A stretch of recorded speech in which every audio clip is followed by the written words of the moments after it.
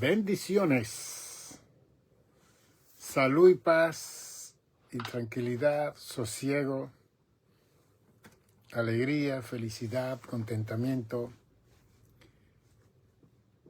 contemplación, reflexión, meditación para este tiempo que estamos viviendo. Aquí le habla su pastor y doctor Nicanor González, auspiciado por The Good Samaritan Center Monastery Church, el Centro del Buen Samaritano, Iglesia Monasterio, que es nuestra iglesia satélite. Una vez más venimos a ustedes en una nueva audición, una nueva presentación de enseñanza del Evangelio de Jesucristo. Y queremos continuar haciendo una apologética, una defensa de las palabras del Evangelio y cómo éstas tienen que afectar en forma positiva nuestras vidas en este periodo de tiempo tan difícil, tan complicado, tan perverso, tan maligno, y que los días no se pondrán mejores, no vendrán tiempos mejores. Nuestra redención está cerca y lo voy a comprobar con la Escritura. El tiempo final está ya en un tiempo de consumación, de cumplimiento. Y así como dice Lucas 17, acerca de los tiempos finales, acerca de la venida de Jesús a la tierra, que se identifican diferentes tiempos aquí en este capítulo 17 de Lucas, y habla de la generación de Noé y lo que estaba sucediendo en la generación de Noé, que esa fue la generación antediluviana en el capítulo 6 y 7 de Génesis, antes que viniera el diluvio. Y dice el verso 26 de Lucas 17, como fue en los días de Noé, así también será en los días del Hijo del Hombre. Comían, bebían, se casaban y se daban en casamiento hasta el día en que entró Noé en el arca y vino el diluvio y lo destruyó a todo. Amén. Así que hay señales, síntomas, signos que nos pueden ayudar a nosotros a reflejar el tiempo en el cual nosotros estamos viviendo. Otra señal, dice en el verso 28 de Lucas 17, así mismo como sucedió en los días de Lot.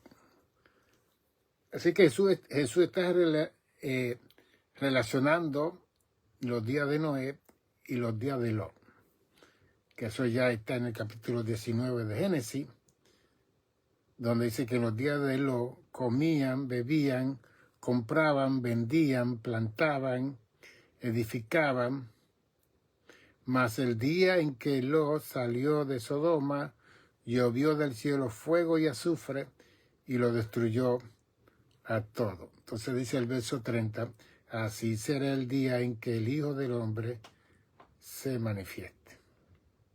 Okay.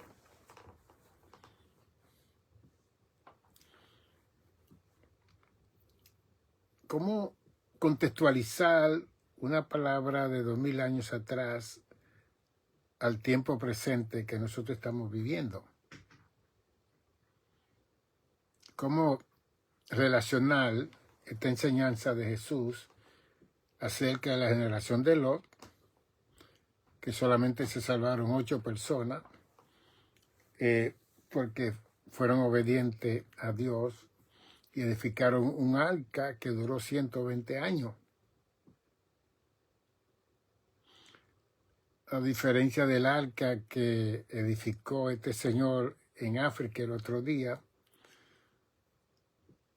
que no duró tanto tiempo, simplemente él profetizó y dijo que venía un gran diluvio para el mundo, especialmente para Ghana, y que todo el mundo tenía que entrar al arca. Estamos hablando de cientos de miles de gente que escucharon esa supuesta profecía en estos días, y ya para el 24, antes del 25, todos estaban entrando al arca. Pero, sin primero darle al profeta todo lo que ellos tenían, porque si es verdad que venía un diluvio, ¿por qué tenían que darle todo su dinero de los bancos, sus casas, sus propiedades, si él también iba a estar en el arca, supuestamente, ¿no? Es que si nosotros no usamos nuestra mente racional, nuestra lógica, nosotros nos vamos a perder. Por no ver la mente racional y lógica de Romanos 12:2, transformado por medio de la razón, de nuestro entendimiento, transformado.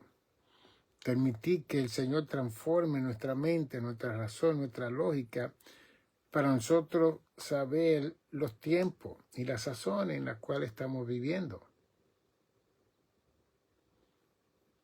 Y hoy en día la gente que perdieron todo quiere matar al pobre hombre que anda huyendo por allá en Ghana, en África. Y él se compró rápido un BMW, un Mercedes-Benz que costó más de casi $100,000.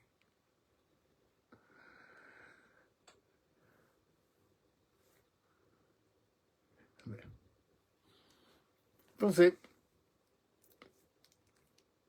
cuando la gente no lee la escritura, automáticamente va a caer en esa falsedad y en ese engaño.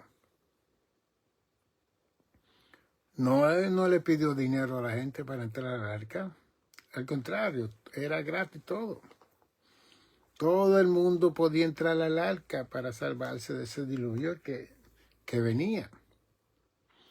Además, el diluvio vino después de 120 años. Porque en aquel entonces la gente vivía en 800, 900 años.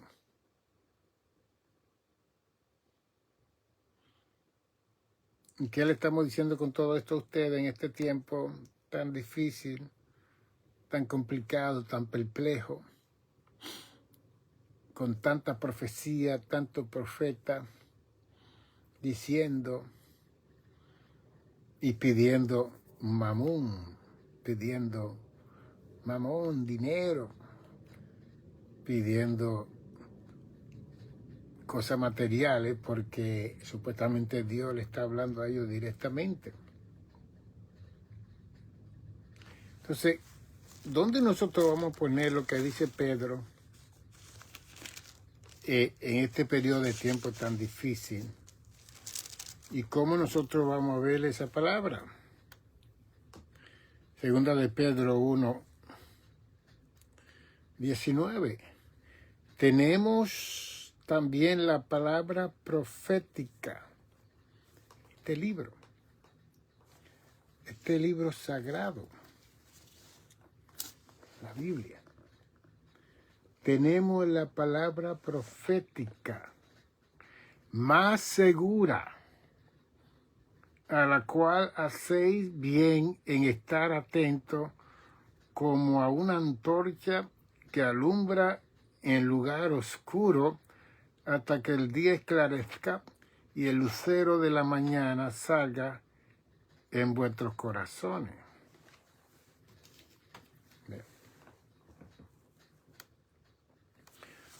Porque de seguro esos cientos de miles de gente que decidieron marchar para esa arca, que se movieron para ese lugar tenían que tener un conocimiento de la Biblia.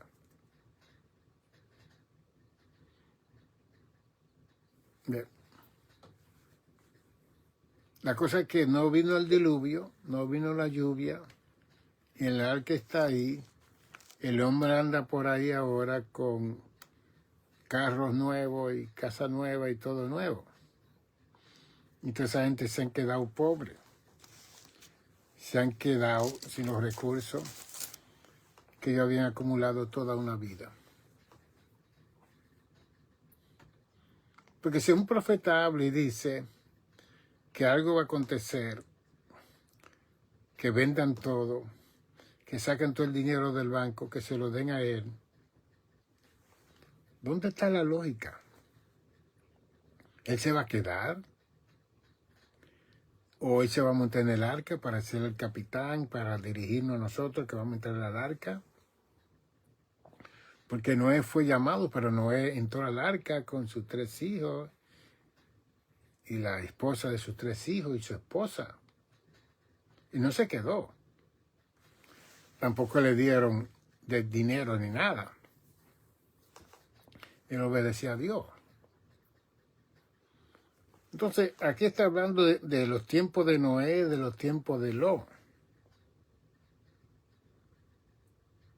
Bebían, porque los tiempos de Noé y los tiempos de Lot, sin ellos saberlo, estaban practicando la doctrina de los hedonistas del 2.º siglo.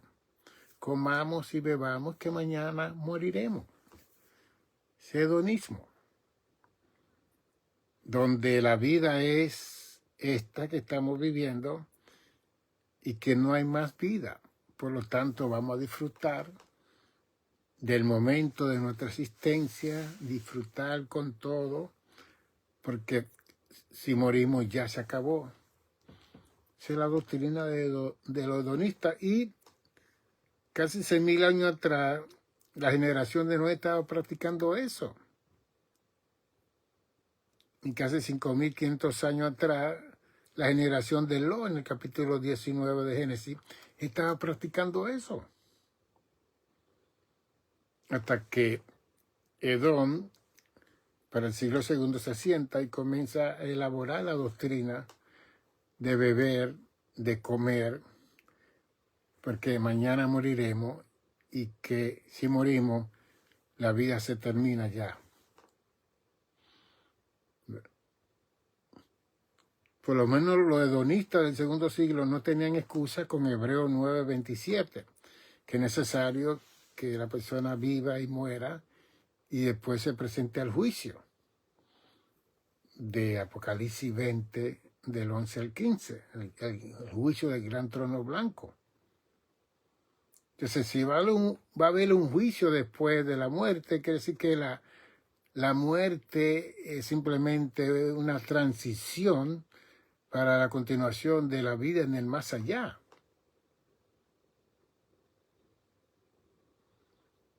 Pero hay que tener fe para creer en este texto que Pedro nos dice que es necesario que escuchemos, que la Escritura es la profecía más segura que alguien y el ser humano y la raza humana puede tener en su vida, ¿ok? Es lo más seguro. No es la profecía de un hombre, de una mujer, por ahí, no, es la palabra de Dios. Que como dice Isaías 55:11, no vuelve atrás vacía, sino que hace lo que Dios intencionó que esa palabra hiciera en la proclamación de Dios en esa palabra. No vuelve atrás vacía. La otra cosa que quiero mencionarles es en Lucas ahí mismo 18, donde Cristo refiere a una parábola de un juez injusto, que no tenía temor de Dios ni de los hombres. Pero este juez injusto tuvo la visita de una viuda que había perdido todos sus recursos y parece que sus enemigos le habían robado todos los recursos y ella quería justicia y ella comenzó a ir a este juez para que le hiciera justicia de su adversario, sus enemigos. Y dice Jesús que el juez dijo, en el verso 5 de Lucas 18, sin embargo, porque esta viuda me es molesta, dice el juez, le haré justicia, no sea que viniendo de continuo me agote la paciencia.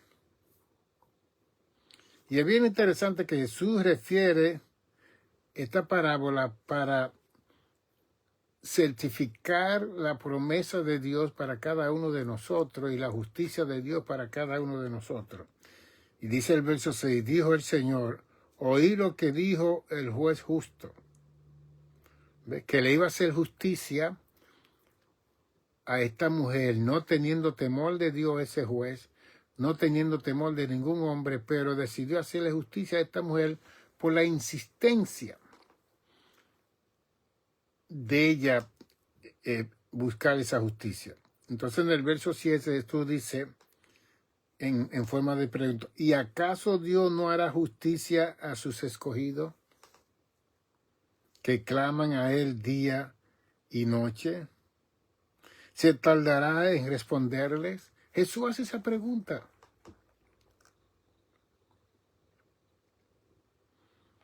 Y me parece a mí que todos nosotros estamos en esa circunstancia de espera, de peticiones, de continuas situaciones que estamos pasando y que pensamos pasar y que estamos clamando a Dios para una libertad, una liberación, una cobertura de situaciones continuas que vienen a nuestras vidas. Y Jesús dice, ¿acaso Dios no hará justicia a sus escogidos? Si usted es un escogido de Dios, una escogida de Dios, Jesús está diciendo, Dios hará justicia con lo que tú estás presentándole a Dios. Y más cuando claman a Él día y noche. Entonces Él presenta a esta viuda que ella estaba pidiendo justicia en contra de sus enemigos, que tal parece que habían ultrajado la herencia de ella que le dio su esposo, y tenía que ir a la corte, al juez, para litigar con esta situación. Y el juez mismo determina que iba a hacer justicia, que la iba a escuchar. Entonces Jesús presenta que este juez no tiene temor de Dios, no tiene temor de los hombres, que lo pone en una condición tan precaria y tan mala, en comparación a Dios, que es justo, que bueno, que hermoso, que benigno, que compasivo, y que escucha nuestras oraciones. ¿Acaso Dios no hará justicia a sus escogidos que claman a Él día y noche? Porque la otra cosa que enseña esta parábola también es la necesidad de la oración. Y que hay muchas personas que entran en crisis, lo que menos hacen es orar, pedir, acercarse al cielo. Muchas veces andan en una tribulación tan grande, una crisis tan grande, que lo último que se recuerdan es de Dios. Entonces eso no es bueno tampoco. Aquí hay un porqué que clama a Dios día y noche. Entonces, si claman a Dios día y noche, Jesús dice, ¿se tardará Dios en responderle? Y Él se pone ese signo de interrogación, de pregunta. Y después, que este es el punto que quiero presentar hoy, Jesús dice, pero cuando venga el Hijo del Hombre, ¿hallará fe en la tierra?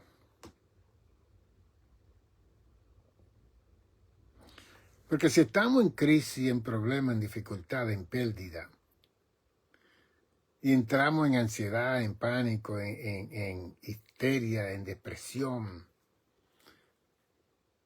y tenemos que beber medicamentos antidepresivos y estar con doctores y con psiquiatras, La pregunta es, ¿dónde está Dios en nuestras vidas cuando estamos en esos momentos?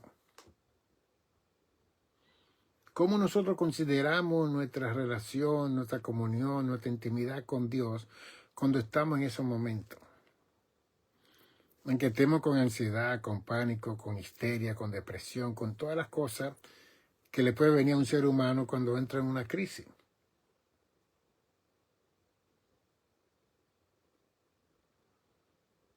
Y que muchas veces cuando entramos en esas crisis, nos olvidamos de Dios, nos olvidamos de la oración, de la comunión con Dios, de sacar tiempo con Dios, y consultamos con todo el mundo menos con Dios. Llamamos a todo el mundo menos a Dios. Visitamos a todos los doctores menos a Dios. Entonces, Jesús hace la pregunta, ¿se tardará Dios en responderle a aquellos que claman día y noche?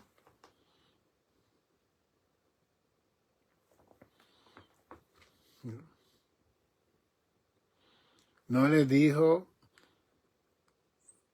2600 años atrás Dios a Jeremías, en Jeremías 33:3, clama a mí, yo te responderé y te enseñaré cosas difíciles que tú no conoces? Pasur era el príncipe de los sacerdotes en el tiempo de Jeremías y la profecía de Jeremías en ese momento. Sedequías era el rey de Israel. Y Pasur, el líder de los sacerdotes del tiempo de Jeremías, le pidió a Sedequías que pusieran a Jeremías en una cisterna. Que el mensaje que él estaba dando, como de acuerdo a los sacerdotes, estaba descontextualizado. Estaba fuera de lugar, porque Jeremías estaba profetizando por 40 años que Israel iba a ser cautivo en Babilonia por 70 años. Y ellos no querían aceptar esa profecía de Jeremías. Y entonces Pasur, el príncipe de los sacerdotes, determinan poner a Jeremías en una cisterna rota. Y después esa cisterna no tenía agua porque se hubiera ahogado Jeremías, pero estaba en medio del lodo allá abajo. Y mientras Jeremías estaba en esa cisterna rota, claudicando, pensando, ahí viene la voz del cielo, clama a mí, yo te responderé.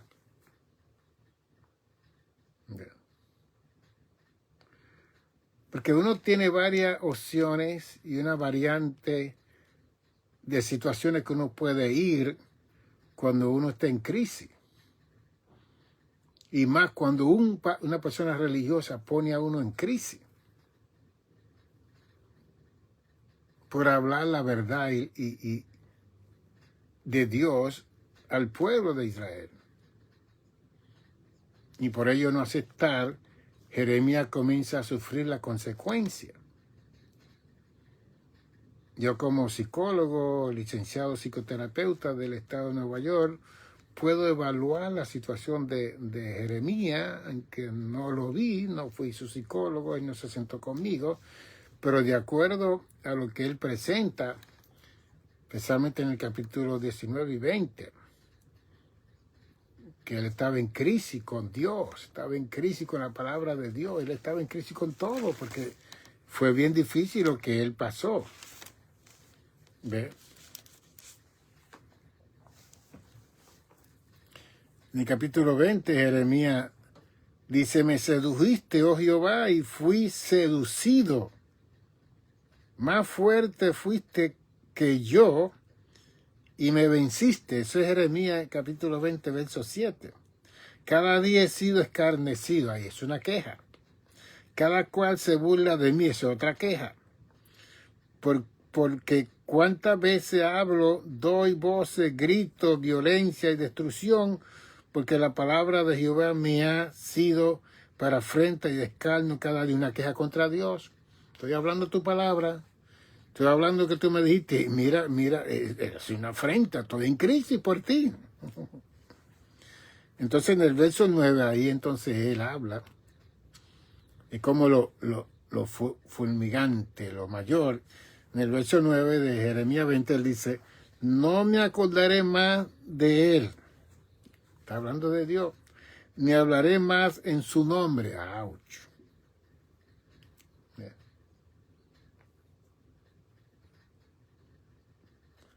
Así que cuando nosotros hacemos la voluntad de Dios y cumplimos con Dios, queremos hacer lo que Dios quiere para ayudar a la gente, vamos a sufrir causa.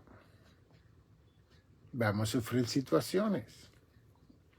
Entonces, el cuidado que tenemos que tener es cuando vengan las situaciones, las circunstancias, como Pedro nos enseña a nosotros en el capítulo 2 de Primera de Pedro, en el verso 20, que Pedro dice, pues, ¿qué mérito tiene el soportar que os abofeteen si habéis pecado? Pero si por hacer lo bueno sufrís y lo soportáis, esto ciertamente es aprobado delante de Dios. Bien. Y después él sigue diciendo, para esto fuiste llamado, porque también Cristo padeció por nosotros, dejándonos ejemplo para que sigáis sus pisadas.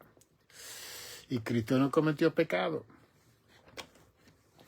Entonces también en el verso 18 del capítulo 4, él dice, si el justo con dificultad se salva, ¿en dónde aparecerá el impío y el pecador? Él hace la diferencia entre el impío, que fue uno que practicó la piedad y ahora está practicando la impiedad, y el pecador, el que nunca ha conocido la piedad. Él hace la diferencia. ¿Dónde van a aparecer esas personas? Porque ellos, aun aunque no tengan temor de Dios, están siendo abofetados por el mal que ellos están haciendo. Entonces, si nosotros sufrimos por la causa del Evangelio, por la causa de Cristo, y lo soportamos, pues Dios aprueba esto. Entonces, en el tiempo de Jeremías, 2600 años atrás, Jeremías entró en una crisis tan grande, ya eso nosotros lo consideramos que él entró en una depresión mayor. La depresión aguda y la depresión mayor son dos depresiones que la persona tiene que ser hospitalizada, no puede mantenerse. Son 6 clases de depresión y esas dos son las que la persona no se puede dar terapia ni consejería. La persona tiene que internarse en un lugar porque ya el sistema inmunológico de esa persona está tan bajo, tan down, como decimos, que necesita medicamento para, como Prozac, que es un medicamento que lo que hace es que levante el ánimo a la persona. Sanat, Pacil, son antidepresivos que lo que hacen que bajan la alteración del sistema nervioso para que la persona pueda funcionar. Por eso es que cuando la persona está en un estado de alteración, usted no puede conversar con esa persona. Esa persona hay que trancarla, desafortunadamente, porque se hace el daño a sí mismo y a la otra persona. Entonces también cuando entran en la depresión aguda y mayores, hay un intento aún de quitarse la vida a ellos o cometer el homicidio, matar a otras personas. Así que yo he tenido esa clase de pacientes que cuando le he dado la terapia yo mismo, cuando no tengo pacientes que siguen, he ido a la emergencia y he dejado a esos pacientes en la emergencia del hospital porque todos los signos me lo han dado de que se quieren quitar la vida. No se puede mandar a la casa.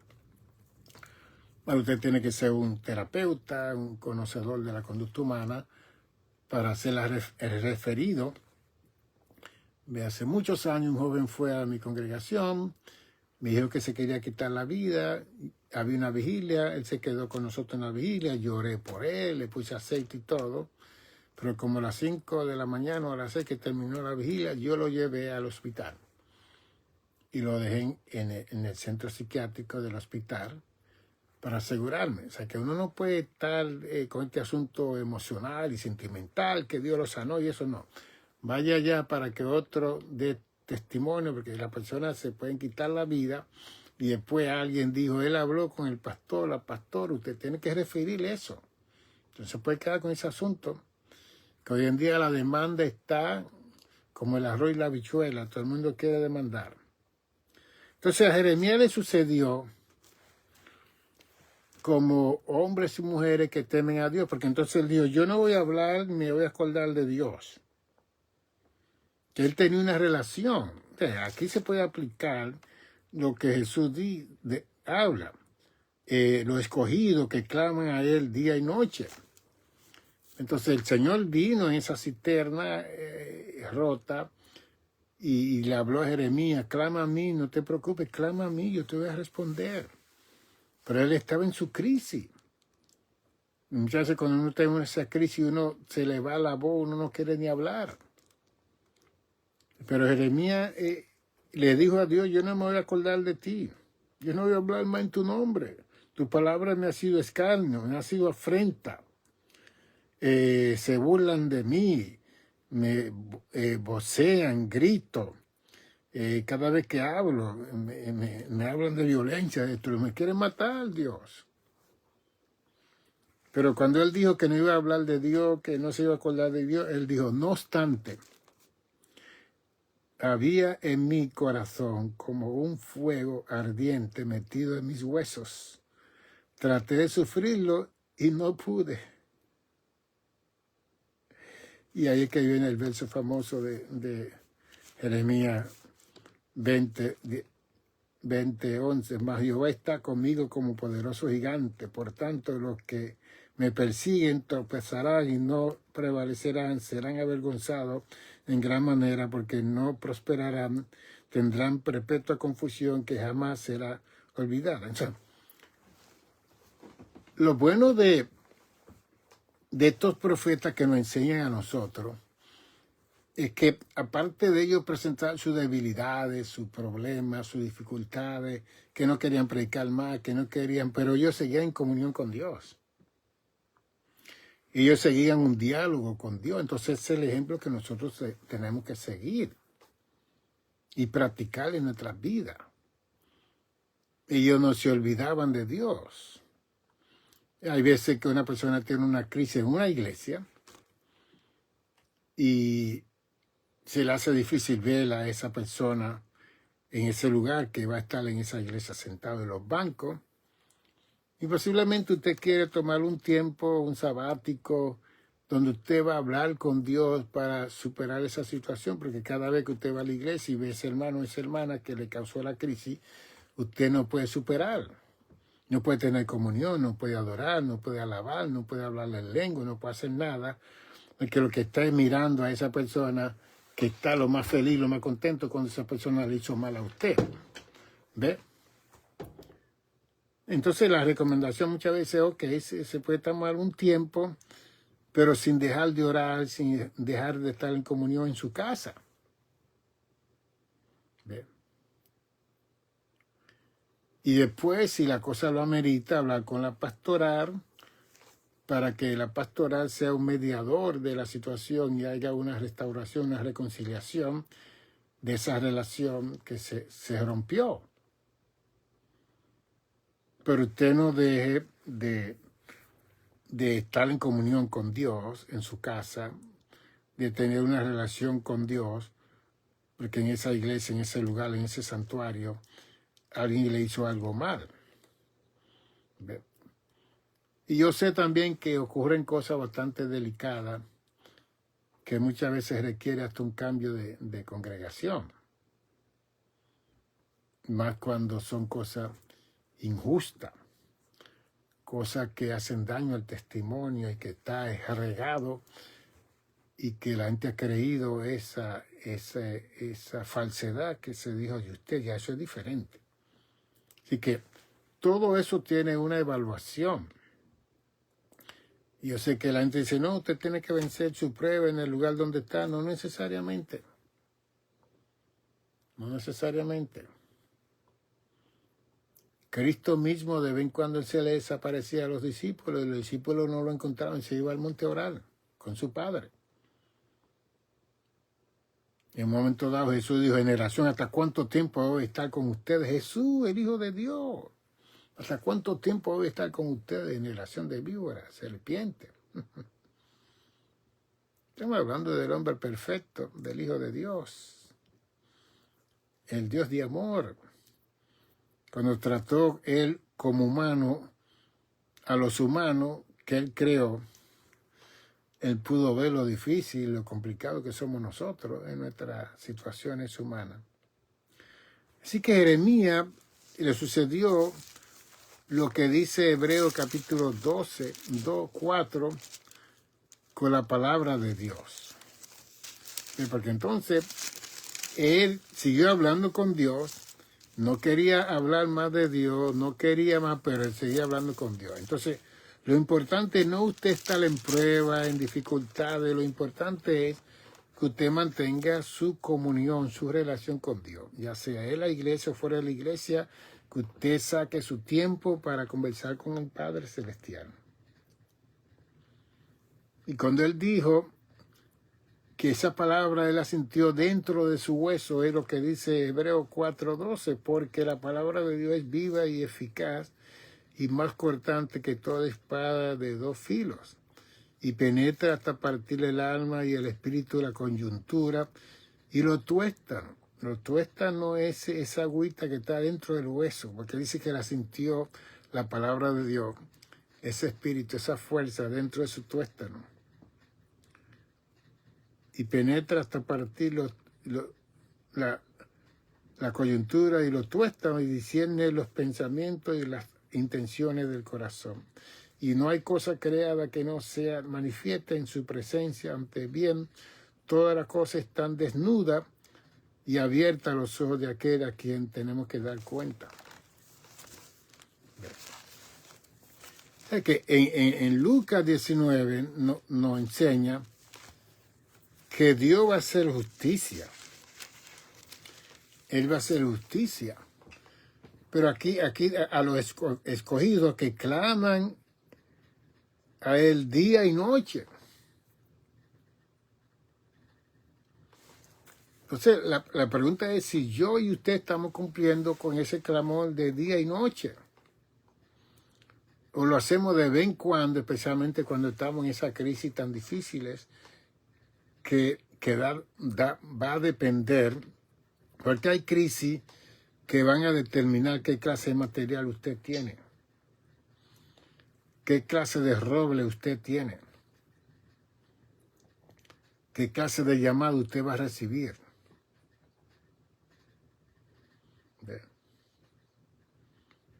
Como dice el cántico, que fácil es cantar cuando reina la paz, pero en el dolor es mejor cantar. Todos vamos al santuario para tener gozo y alegría y felicidad hasta que venga una prueba, una tentación, hasta que venga una crisis. Ahí es donde se sabe quién es quién dentro de la congregación. ¿Quién es el verdadero líder? ¿A quién es que Dios va a levantar para ayudar a los demás como ejemplo, como modelo? Mientras todo está bien y nos enseñamos los dientes y nos reímos con todo el mundo y todo feliz, eso es fácil. Pero cuando la prueba, la tentación, la dificultad toca la puerta de la persona, si vamos a clamar a Dios día y noche, y si Dios se va a tardar en responder, cuando ese juez injusto que no tenía temor de Dios y no tenía temor de los hombres, hizo justicia con esa viuda.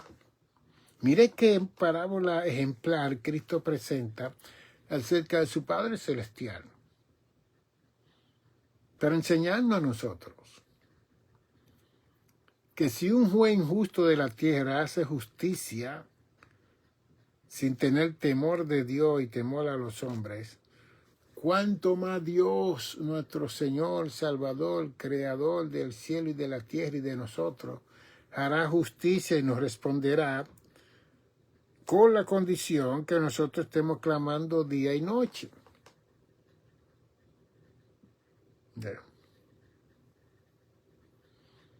En estos tiempos de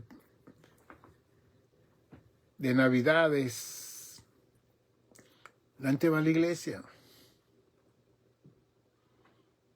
Yo estaba con mi nieto y mi hija allá en West Hartford, Connecticut, y me quedé el día de Navidad en la parte de abajo viendo una iglesia histórica, una catedral grandísima, haciendo una presentación del nacimiento de Jesús, con orquesta, con coro. Eso duró como 2 horas y más, y después dieron la Eucaristía, la Santa Cena y todo. Yo me quedé mirando para ver, aunque lo he visto otras veces, pero me quedé mirando y apreciando toda la enseñanza de toda esa presentación de la persona de Cristo, muy bien presentada, y todo en orden. Y no fue un mensaje largo, todo el mundo pudo tomar su parte apropiadamente, debidamente. Nadie se pasó de la línea, todo el mundo sabía lo que tenía que hacer en esa ceremonia. Un orden increíble. Yo sé que la primera ley en el cielo es el orden. Y yo sé que en nuestras congregaciones somos tremendos con ese orden y ese culto que se presenta a Dios. Y que Dios tiene que llevarse la gloria y la honra de ese culto, no nosotros. Y que no hay improvisación. Todo tiene que sentarse dentro de un programa, porque Dios ha tenido un programa de salvación para cada uno de nosotros y todo se ha estado cumpliendo poco a poco en esa forma lenta, gradual, progresiva y evolutiva. Dios ha estado cumpliendo desde que prometió en Génesis 3:15 la salvación de los seres humanos a través del nacimiento de un hijo de la mujer. Dios ha estado con ese programa. Y ha visto convulsiones, ha visto crisis con la gente que él escogió como el pueblo judío. ¿Ven? Hubo crisis con Abraham, con Isaac, con Jacob. Hubo crisis con José, hubo crisis con Moisés y hubo crisis con Josué. Con los 400 años del libro de jueces, hubo crisis con todos los jueces. Hubo crisis con el último juez. El primer juez fue Otoniel y el último fue Samuel. Hubo crisis con todos esos 40 jueces que se levantaron en ese periodo de tiempo. Y después cuando vinieron los reyes, el primer rey Saúl, después el segundo David, el tercero Salomón, el cuarto Roboam, y por ahí, todo el tiempo de la monarquía de todos esos reyes, hubo crisis en Israel. Hubo crisis con los sacerdotes, con los intérpretes de la ley, con la ley, hubo crisis con los profetas, que todas las personas que decidieron hacer la voluntad de Dios pasaron por su situación de crisis. Mire la situación de Sansón. Crisis. Es que cuando usted hace un estudio y lee la narrativa de la revelación divina desde Génesis hasta Malaquías, esos 39 libros, ninguna persona pudo evitar la crisis y los problemas en su vida ministerial, en su llamado. Y que cuando se establece la iglesia, de acuerdo a Mateo 16:18, que Cristo dio sobre estas rocas, edificaré mi iglesia y la puerta del infierno no prevalecerá contra ella. Desde ahí que Cristo levanta la iglesia, comienzan los discípulos a tener crisis. Tuvieron crisis con Jesús. Y después que Cristo se fue, tuvieron más crisis todavía. ¿Ve? Entonces cada uno de ellos tuvieron sus propias problemáticas. Entonces el hecho de nosotros leer esa historia es para nuestra conveniencia, para que ellos nos enseñen a nosotros cómo ellos superaron sus situaciones de crisis, de problemas, de conflicto. Y por eso es que hay que mantener, como dice Pedro, esta profecía que es la más segura, que nos va a dirigir, nos va a enseñar. Si yo tengo $2 o $3 en el banco, ¿cómo yo lo voy a sacar para dárselo a quién? ¿Para qué? Si eso es para yo mantenerme y pagar mi renta y pagar mi casa y comprar mi comida.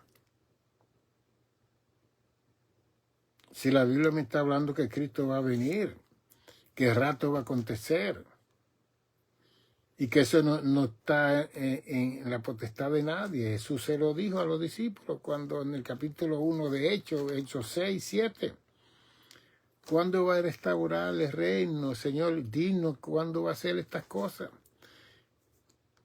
Y Jesús le dijo, mire, a usted no le importa estas cosas, eso solamente está en la potestad de mi Padre.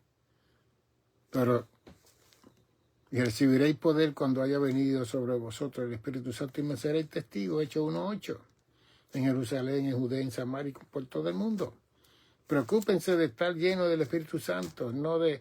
a ustedes no les toca saber los tiempos y las sazones, eso no son los problemas de ustedes. Eso, lean la Escritura, lean la profecía, para que entiendan y conozcan, como Cristo se lo dijo a los fariseos, a los sacerdotes, a los escribas, en Juan 5:39. Escudriñad la Escritura, porque ella os parece que dan testimonio de mí. Y ellas hablan de la salvación.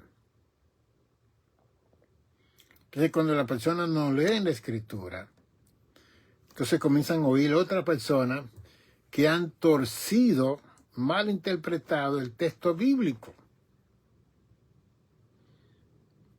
Entonces usted comienza a usar los lentes de esas malas interpretaciones de estas personas y cuando usted da la vuelta, lo que lo están sacando es todo el dinero de su banco a usted.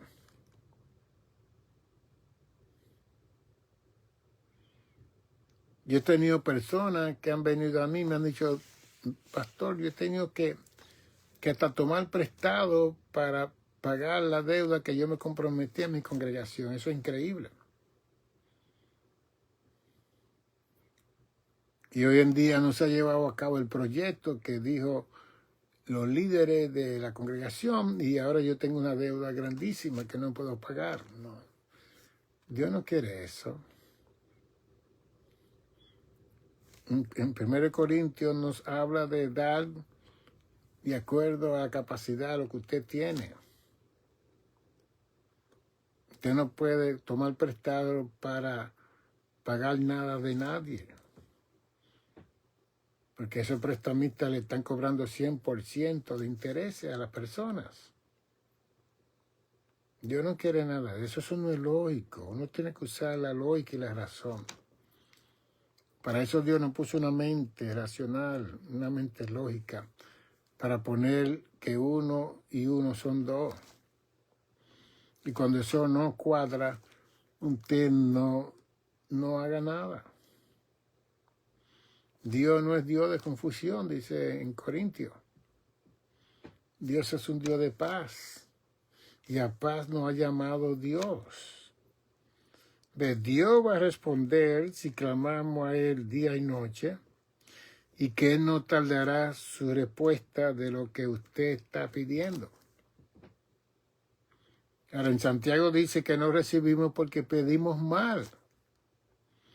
Porque si pedimos para nuestros deseos, nuestras pasiones, nuestras situaciones de lujo, Dios no va a responder esas peticiones. Dios va a responder las necesidades legítimas, pertinentes a la subsistencia, a la existencia de la vida terrenal. Si usted pide por un hijo para que Dios lo salve, seguro que Dios va a responder, como dice Hechos 16:31. Cuando cree en Jesús, tú y tu casa también serás salva. Porque cuando usted cree en Jesús, usted se convierte en una luz. y esa luz va a brillar en medio de la oscuridad de su familia. Entonces, esa luz le va a dar posibilidad a su familia que sean salvos. Entonces, eso que usted está orando y clamando día y noche, eso son cosas que Dios no va a tardar, Dios va a salvar.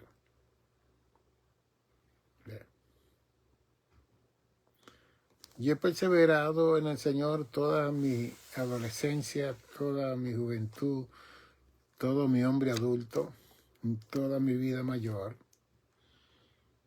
Y tengo un familiar grande que por causa de mi testimonio, ellos han venido al Evangelio.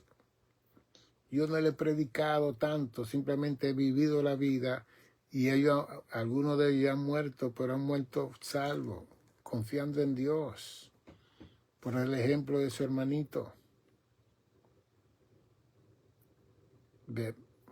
Si usted tiene familia no salva, sea un ejemplo, un testimonio fehaciente, que ellos lean la Biblia en usted, que ellos vean a Cristo en usted, que ellos vean al Espíritu Santo en usted, que ellos vean los frutos del Espíritu Santo en usted.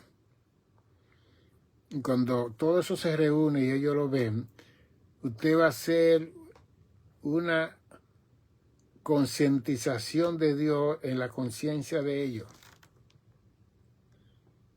al grado de que usted no tendrá ni que decirle de Dios ni predicarle, porque ellos mismos van a entender que cuando lo ven a usted, le van a decir, tengo que ir a la iglesia. Usted no ha dicho nada. Porque usted es un representante de Dios, del cielo, del Espíritu Santo, del Hijo de Dios, de la iglesia. ¿Ven? Entonces, la idea es,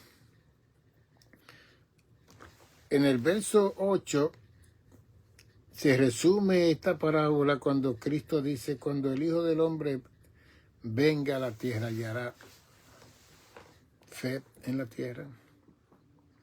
Cuando en Mateo 24:12 dice que por causa de la maldad el amor de muchos se enfriará.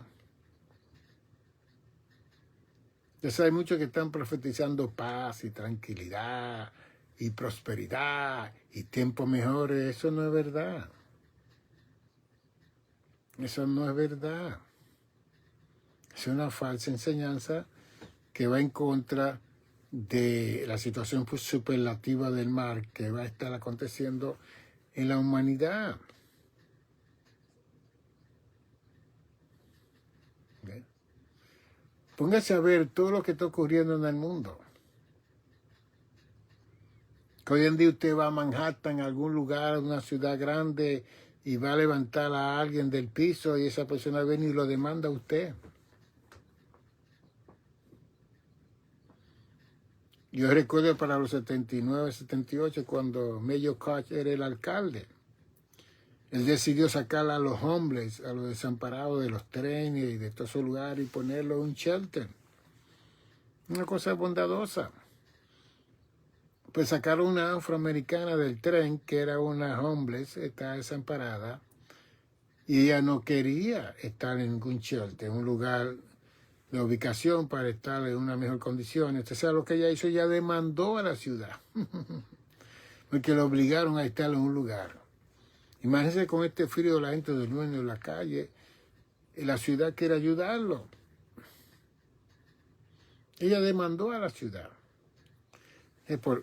Por enfriarse, y el amor se va a enfriar por la maldad que existe en sociedad. Que usted ve una persona en la autopista y quiere ayudar y de repente resulta que esa persona es un maleante, lo asalta a usted, le quita el carro suyo o lo mata. Eso ocurre en todos los 50 estados de los Estados Unidos, aquí en América y en todos los lugares del mundo. La maldad se ha aumentado. Entonces el amor ha bajado.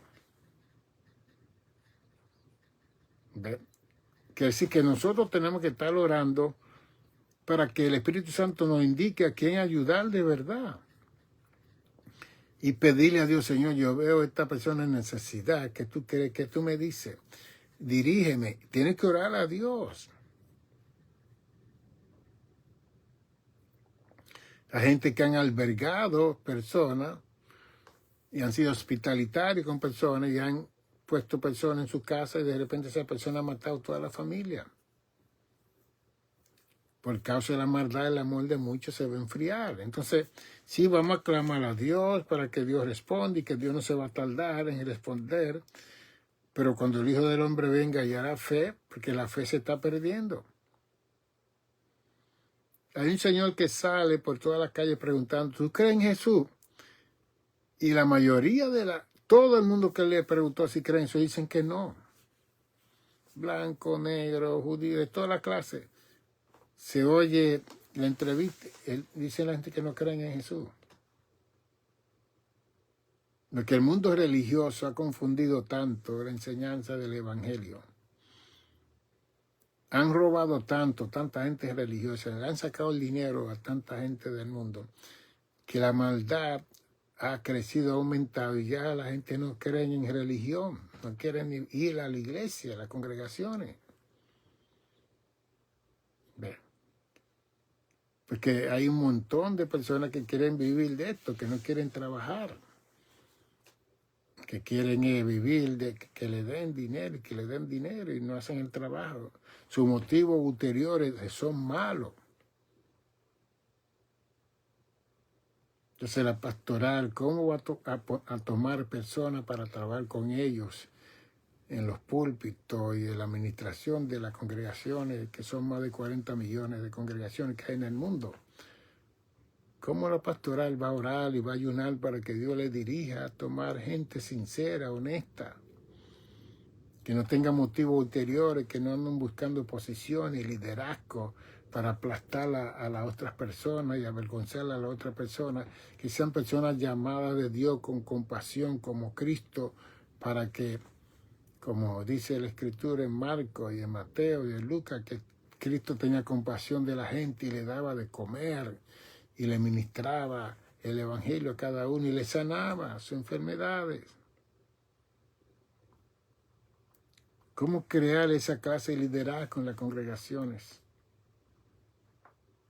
Que la gente trabaje no para que lo vean, no para show off, no para que tengan competencia, no para que quiten al otro que ya está. No.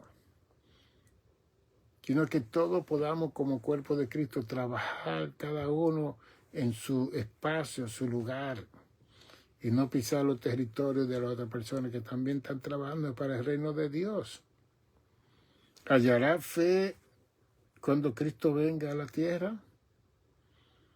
Pues Romanos 10:17 dice que la fe viene por el oír, y el oír por la palabra de Dios. De todas las personas que van a funcionar en los ministerios, en todas las congregaciones, denominaciones y concilios del mundo, tienen que ser personas llamadas de Dios, personas con motivo positivo, ulterior en su corazón y no negativo, que están buscando otra cosa que no es la causa del reino de Dios, que no es de la bendición y el beneficio del reino de Dios. Y ahí es donde estamos ministrando nosotros el Evangelio de Jesucristo. Dios no tardará en responderle a los que claman a Él día y noche, y más cuando son sus escogidos. Si Dios ha tardado un poquito de tiempo, Él te ha dado a ti y a mí, como dice Gálatas 5:22, el fruto de la paciencia para seguir esperando. Como dice Lucas 21:19, que con vuestra paciencia ganaréis vuestras almas. Así que todo eso está combinado. Con vuestra paciencia ganaréis vuestras almas. Entonces yo tengo que tener la paciencia, y ya yo la tengo porque tengo el fruto de la paciencia. Es un fruto de los 9. Entonces el fruto del Espíritu es paciencia. Así que nosotros esperamos, clamando día y noche, que la lluvia temprana y tardía salga y venga en el momento de la voluntad de Dios, del propósito de Dios en nuestras vidas. Mi teléfono es